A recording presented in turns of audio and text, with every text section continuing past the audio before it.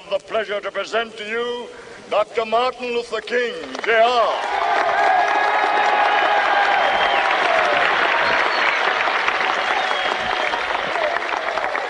I am happy to join with you today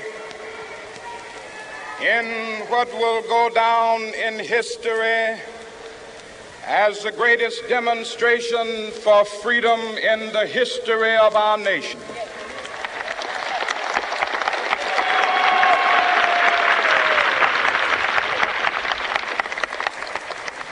Five score years ago, a great American in whose symbolic shadow we stand today signed the Emancipation Proclamation. This momentous decree came as a great beacon light of hope to millions of Negro slaves who had been seared in the flames of withering injustice. It came as a joyous daybreak to end the long night of their captivity. But 100 years later, the Negro still is not free. 100 years later, the life of the Negro is still sadly crippled by the manacles of segregation and the chains of discrimination. 100 years later, the Negro lives on a lonely island of poverty. I have a dream that one day this nation will rise up and live out the true meaning of its creed. We hold these truths to be self-evident, that all men are created equal.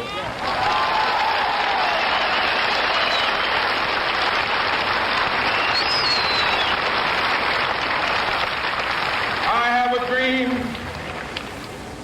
that one day on the red hills of Georgia, sons of former slaves and the sons of former slave owners will they be able to sit down together at the table of brotherhood. I have a dream that one day, even the state of Mississippi, a state sweltering with the heat of injustice, sweltering with the heat of oppression, will be transformed into an oasis of freedom and justice. I have a dream. My poor little children will one day live in a nation where they will not be judged by the color of their skin, but by the content of their character. I have a dream today.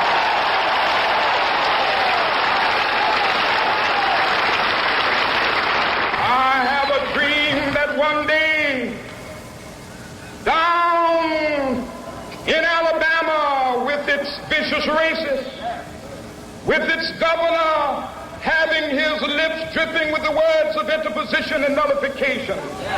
One day right there in Alabama, little black boys and black girls will be able to join hands with little white boys and white girls as sisters and brothers. I have a dream today.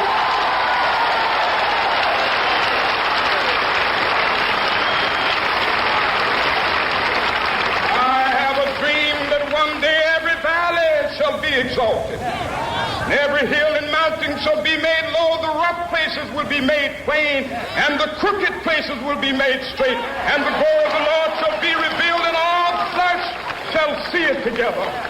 This is our hope.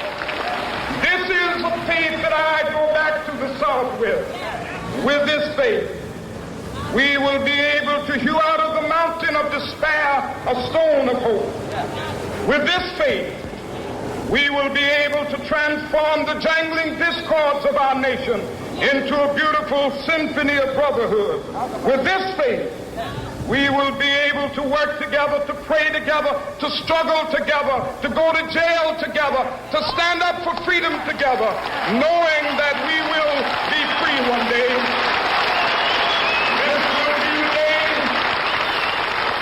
This will be the day when all of children will be able to sing with new meaning, my country, 'tis of thee.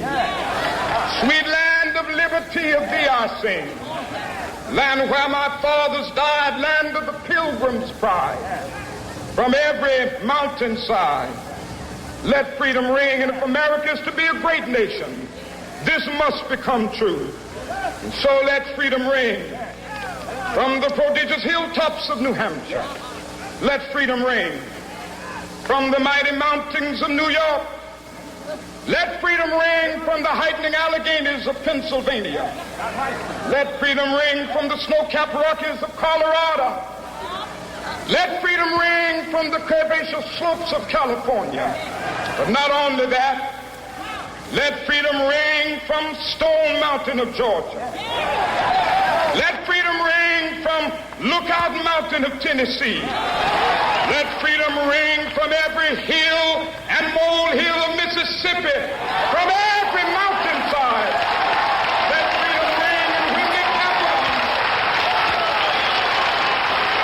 when we allow freedom ring, when we let it ring from every village and every hamlet, from every state and every city, we will be able to speed up that day when all of God's children, black men and white men, Jews and Gentiles, Protestants and Catholics, will be able to join hands and sing in the words of the old Negro spiritual, free at last.